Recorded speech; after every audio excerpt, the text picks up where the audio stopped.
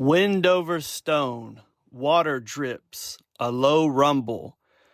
Perched high above the rooftops, the creature watches. It has watched for centuries, through rain, war, festivals, funerals, lightning storms, and endless nights when only the moon kept it company. Its features are strange, wings frozen in mid-stretch, claws curled over the ledge, eyes bulging with eternal alertness. Its mouth curls into a grin too wide, too knowing, too mischievous to belong to anything alive. It is stone, yet it feels awake. And if there's any night when something carved from shadow might blink, breathe, or move just a little, it's Halloween night, when the boundary between the living and the dead thins until even carved monsters feel like part of the world again. I am Gregory Hallows, and this is Preserve Halloween Podcast. And on our episode today, we continue our deep dive into the origins of Halloween.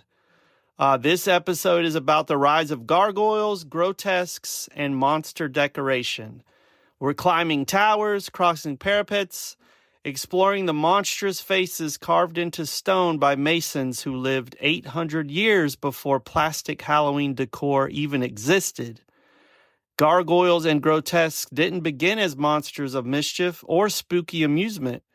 They were guardians, protectors, warnings, watchers, symbols of fear, faith, humor, and everything in between.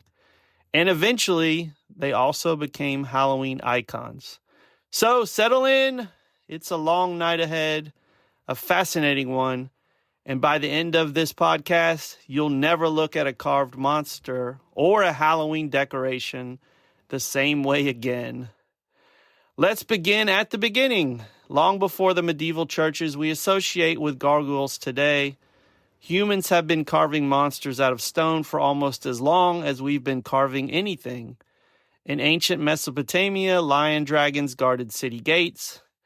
The Assyrians carved colossal winged bulls with bearded human faces, the lamassu, whose job was to intimidate demons and enemies alike.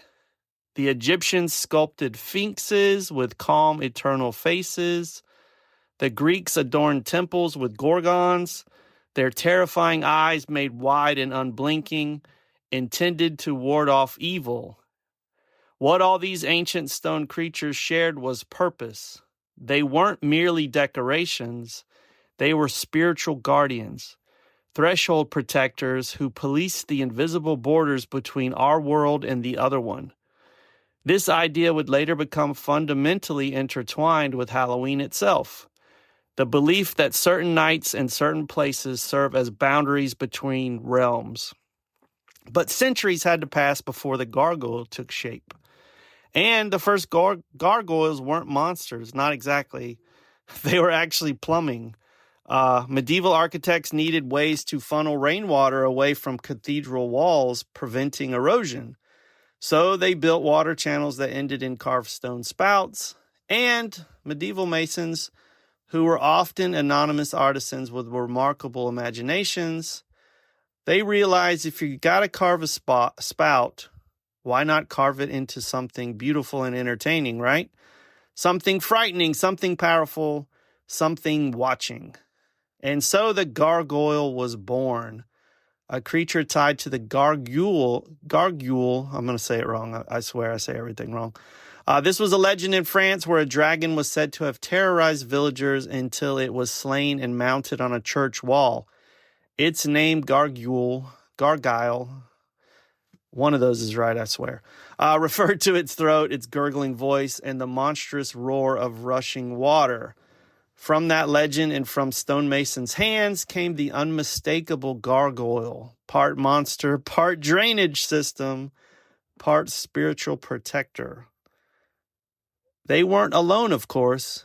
Gargoyles had cousins, and they were called grotesques.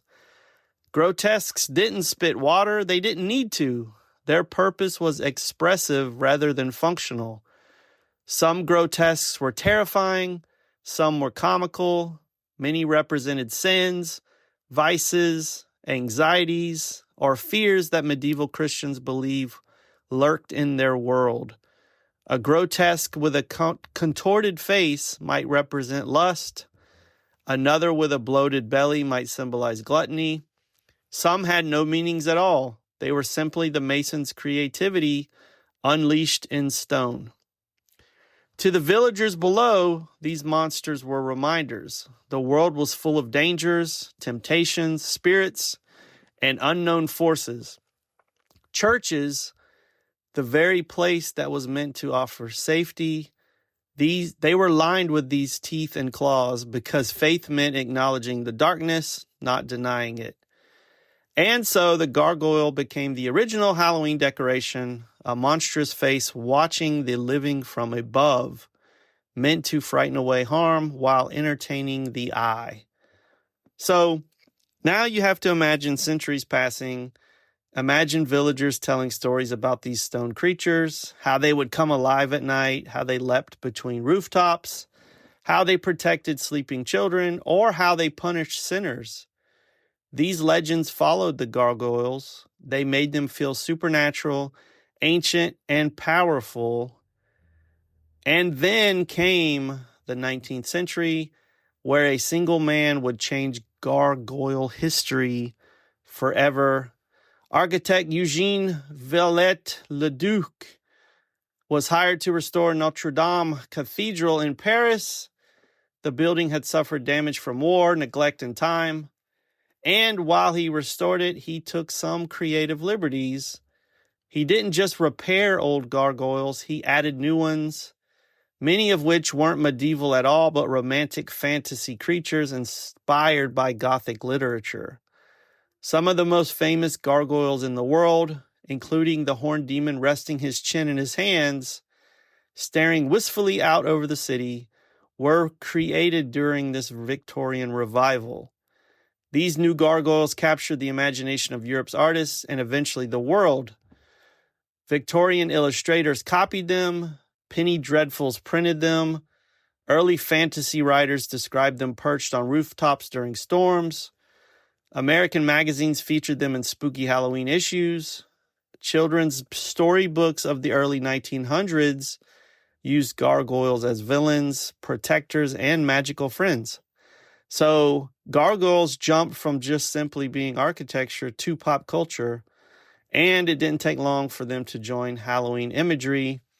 Early Halloween postcards from the 1910s depicted gargoyles perched above jack-o'-lanterns and wide-eyed trick-or-treaters.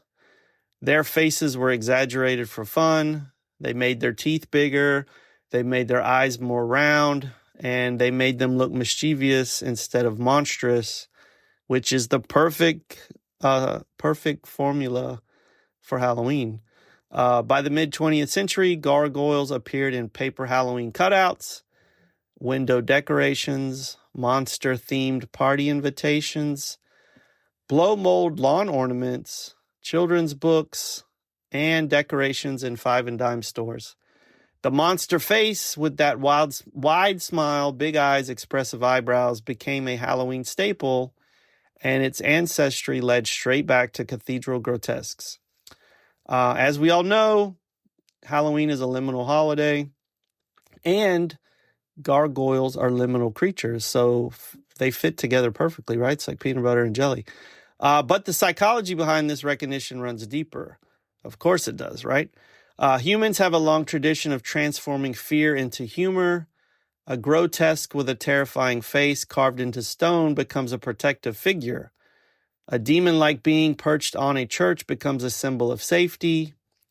A monster's grin carved into a pumpkin becomes playful instead of horrifying. And that's what Halloween does. It takes us, the things that scare us, like death and darkness and spirits and monsters and all those things, turns them into decorations, makes them costumes, makes them a theme of a party. It is the cultural transformation of fear into joy. And gargoyles became part of Halloween, not because they're terrifying, but they represented a tension between fear and familiarity. They are monsters, but they protect. They are demons, but you see them on churches and other holy grounds. They are guardians, and they're smiling at you the whole time. And today, when you see a resin gargoyle crouched in a garden bed or a cartoonish stone creature in a Halloween store, what you're really seeing is the latest version of a 1,000-year-old tradition.